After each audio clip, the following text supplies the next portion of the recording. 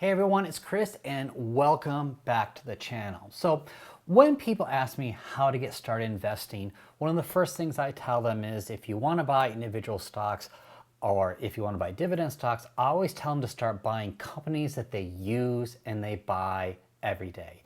If you're using it, most likely others are using it, so might as well profit from what everyone else is using and that you are as well. So I decided to create a list for dog lovers. Now I have a little blind dog. She is 11 years old, and as you can imagine, we spent a lot of money on treats, toys, and taking her to the vet. So below are 5 companies for dog lovers, especially the ones that pay dividends. But before we get started, I would appreciate if you'd subscribe to the channel, or at the very least, click that like button. It would really help me out, and I thanks again in advance. So the first stock on our list is General Mills. Now, everyone knows General Mills as things like cereal and yogurt, but a few years back, General Mills purchased Blue Buffalo, a premium pet food and treats business. And my guess is they will continue to invest in the pet business because it can be very, very profitable.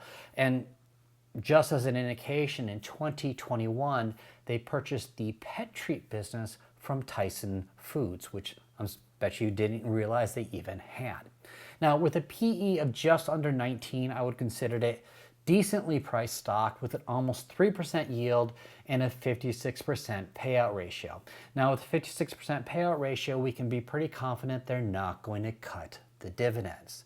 Now, General Mills has not been a great dividend grower over the years, but it does offer a decent yield of almost 3% and a little bit of growth opportunity. So J.M. Smucker is the next stock on our list. And while everyone looks to them as the maker of jellies and jams, J.M. Smucker has a very diversified portfolio, including Folgers and Dunkin' Donuts coffee, but they also own a large selection of very well-known dog products, including Milk Bones, Pupperoni, Rachel Ray Nutrish. So they're very heavily invested in the pet food and pet treats business.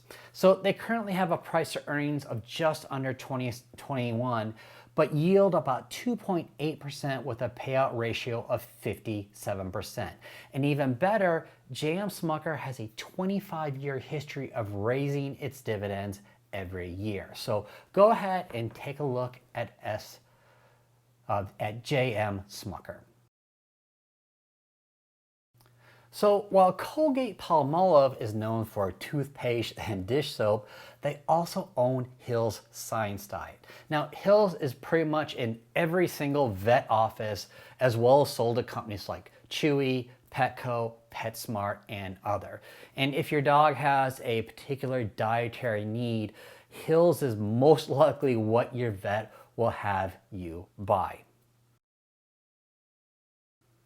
Now, Colgate is the classic dividend growth stock. They have raised their dividend for the last 58 years, usually about a penny a year. And with a current yield of about 2.13% and a payout ratio less than 60%, they should continue to increase their dividend well into the future. So all those companies that make pet foods, they need to package it as well.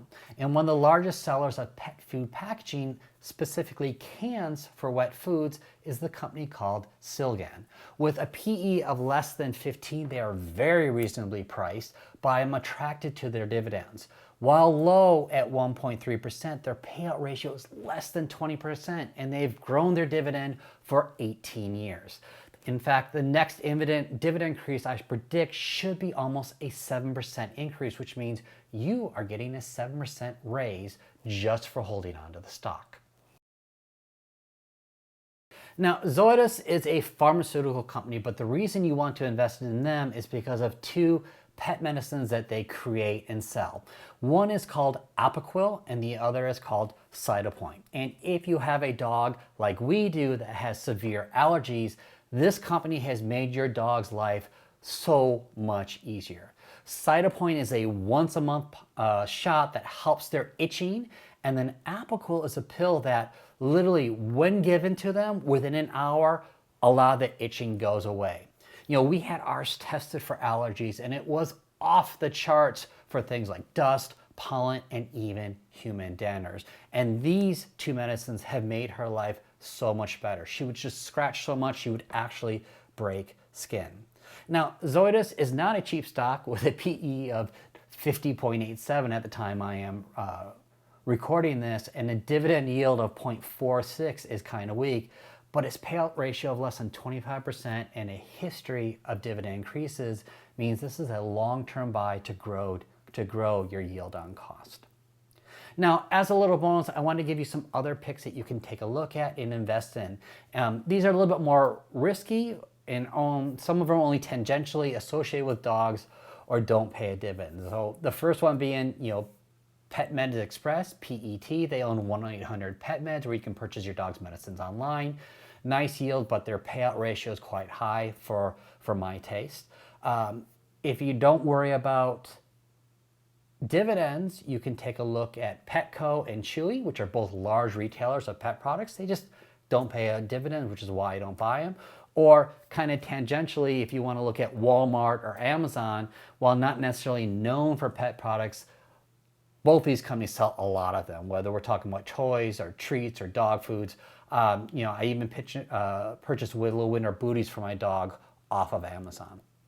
If you want to take a look at Elanco, they make flea and tick medications such as Comfortis and Trifexis, and you know how much you spend on some of those at the vet's office. So what do you think? What other companies that sell pet products would you invest in as a dog lover? Let me know in the comments below. Thanks for watching, and I'll see you in the next video. Bye for now.